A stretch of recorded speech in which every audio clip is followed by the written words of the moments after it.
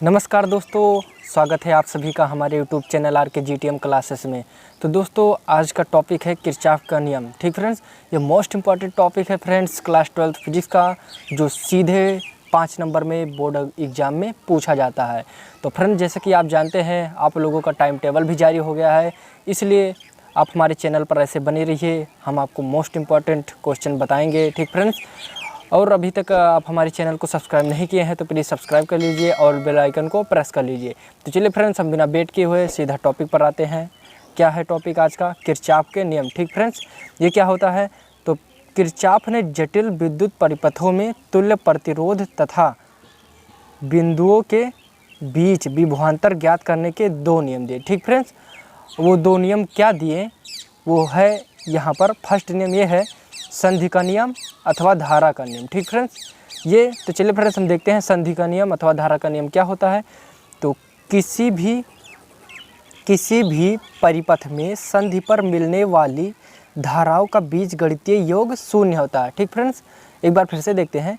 किसी भी विद्युत परिपथ में संधि पर मिलने वाली धाराओं का बीजगणितीय योग शून्य होता है, अर्थात सिग्मा i इजिकल टू 0। ठीक फ्रेंड्स, इसको समेसन i इक्वल 0 भी बोलते हैं। ठीक फ्रेंड्स, इसका मतलब है जोड़। तो चलिए देखते हैं फ्रेंड्स कैसे ये 0 होता है। तो यहाँ पर हम एक एग्जांपल के थ्रू समझते हैं इसको।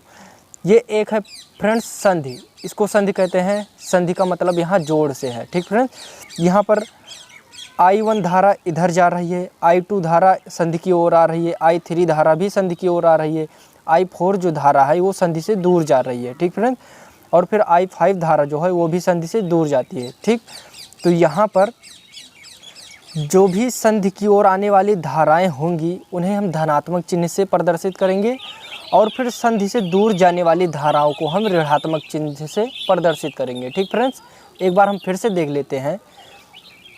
संधि की ओर आने वाली धाराओं को धनात्मक चिन्ह से, और फिर संधि से दूर जाने वाली धाराओं को हम ऋणात्मक चिन्ह से प्रदर्शित करते हैं। ठीक फ्रेंड्स, तो इसका मतलब है जो भी यहाँ पर संधि से दूर जा रही हैं उसको हम नेगेटिव साइन से इंडिकेट करेंगे, और फिर जो संधि की ओर आ रही हैं उसको हम पॉजिटिव साइन की से डिनोट करेंगे। ठीक फ्रेंड्स, तो जैसा कि यहाँ पर I1 धारा जो है ये संधि से दूर जा रही है तो इसीलिए इसको नेगेटिव लिए, I2 धारा संधि की ओर आ रही है इसलिए हम इसको प्लस में लिए, इसी तरह I3 धारा जो है संधि की ओर आ रही है इसलिए इसको भी प्लस में लिए, I4 जो धारा है ये संधि से दूर जा रही है इसीलिए इसको हम माइनस में लिए, इसी तरह I5 धारा भी है जो संधि से दूर की ओर जा रही है इसलिए इसको माइनस में लिए, इक्वल टू 0। यहाँ पर फ्रेंड्स आप समझ सकते हैं समेसन का मतलब जोड़ से है। ठीक फ्रेंड, तो यहाँ पर जब जोड़ेंगे तो यहाँ पर आ जाएगा I1 I4 I5 को इधर ट्रांसफ़र करेंगे तो माइनस रहेगा तो प्लस हो जाएगा। ठीक फ्रेंड,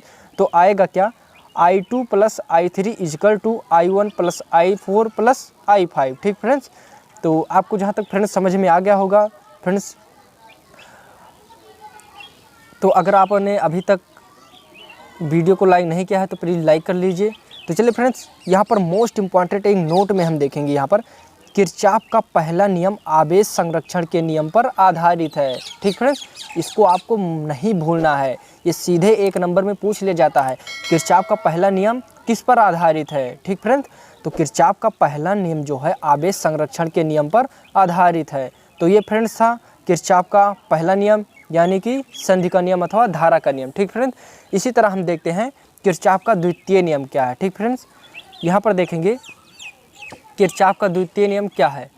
तो किरचॉफ का द्वितीय नियम ये है लूप का नियम अथवा बोल्टता का नियम। तो क्या होता है ये, चलिए हम देखते हैं।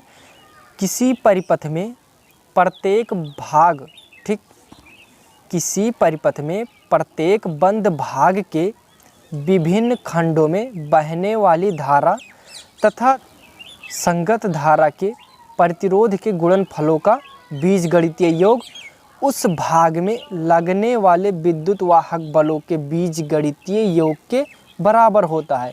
एक बार हम फिर से देखते हैं फ्रेंड्स। किसी परिपथ के प्रत्येक बंद भाग के विभिन्न खंडों में बहने वाली धारा तथा संगत धारा के प्रतिरोध के गुणनफलों का बीजगणितीय योग उस भाग में लगने वाले विद्युत वाहक बलों के बीजगणितीय योग के बराबर होता है, अर्थात summation I R equal to summation E. Friends इसको सिग्मा भी बोलते हैं। ठीक फ्रेंड्स, तो चलिए हम देखते हैं, जब हम धारा की दिशा में चलते हैं तो धारा तथा संगत प्रतिरोध की गुणा पॉजिटिव लेते हैं, और फिर जब हम सेल में ऋण इलेक्ट्रोड से धन इलेक्ट्रोड की ओर चलते हैं तो विद्युत वाहक बल जो है वो पॉजिटिव लिया जाता है। एक बार हम फिर से देखते हैं, यहाँ पर जब हम धारा की दिशा में चलते हैं तो धारा तथा संगत प्रतिरोध की मल्टीप्लाई या गुणा जो होगा उसको हम पॉजिटिव साइन में लेंगे, और फिर जब सेल में ऋण इलेक्ट्रोड से धन इलेक्ट्रोड की ओर चलते हैं तो विद्युत वाहक बल पॉजिटिव लेते हैं ऑलवेज। तो यहाँ पर फिगर जैसे बना है आप देख सकते हैं, यहाँ पर है ये, इसमें I1 धारा बह रही है और ये रेजिस्टेंस R1 है यानी प्रतिरोध, और यहाँ पर एक सेल लगा है। ठीक फ्रेंड्स, E1 जो है, तो यहाँ पर जो है धारा कहाँ से कहाँ तक प्रवाहित होती है आप जानते हैं, पॉजिटिव टू निगेटिव। ठीक फ्रेंड्स, तो यहाँ पर जो है जब हम धारा की दिशा में चलते हैं तो धारा तथा संगत प्रतिरोध की गुणा जो है पॉजिटिव लेते हैं। तो यहाँ पर धारा है ये सही चल रहा है या प्लस से माइनस चल रहा है, तो I1 इंटू R1। ठीक फ्रेंड्स, यहाँ पर आप देख सकते हैं, और फिर यहाँ पर जो है ये निगेटिव होगा I1, क्योंकि फ्रेंड्स यहाँ पर इधर से जाना चाहिए। ठीक, तो यहाँ पर क्या हो जाएगा minus I2 into R2 is equal to, ये है, देखिए आप क्या यहाँ पर पढ़े थे, जब सेल में ऋण इलेक्ट्रोड से धन इलेक्ट्रोड की ओर चलते हैं तो ऋण इलेक्ट्रोड से धन इलेक्ट्रोड की ओर चलेंगे तो पॉजिटिव लेंगे, अन्यथा निगेटिव। ठीक, तो यहाँ पर E1 जो है ये पॉजिटिव लेंगे और E2 को हम निगेटिव लेंगे। ठीक फ्रेंड्स, तो इसी तरह बंद पास फर्स्ट के लिए ये केवल यहाँ पर था। ठीक फ्रेंड्स, यहाँ पर लिखा है बंद पास 1 के लिए, तो ये होगा। इसी तरह बंद पास 2 के लिए क्या होगा, I2 यहाँ पर फ्रेंड्स इधर ऐसे धारा मूव करेगी, तो यहाँ पर I2 R2 प्लस, इसमें यहाँ पर क्या है, धारा की दिशा में चलते हैं तो धारा तथा संगत प्रतिरोध, तो धारा टोटल इसमें कितना बहेगा I1 प्लस I2, और प्रतिरोध कितना है यहाँ पर R3, तो I1 plus I2 into R3 is equal to E2। ठीक फ्रेंड्स, ये बंद पास 2 के लिए है। तो यहाँ पर फ्रेंड्स आपको ये एक बार हम फिर से बता देते हैं, किसी परिपथ में प्रत्येक बंद भाग के विभिन्न खंडों में बहने वाली धारा तथा संगत धारा के प्रतिरोध के गुणनफलों का बीजगणितीय योग उस भाग में बहने वाले या लगने वाले विद्युत वाहक बलों के बीजगणितीय योग के बराबर होता है, अर्थात sigma IR equal to sigma E।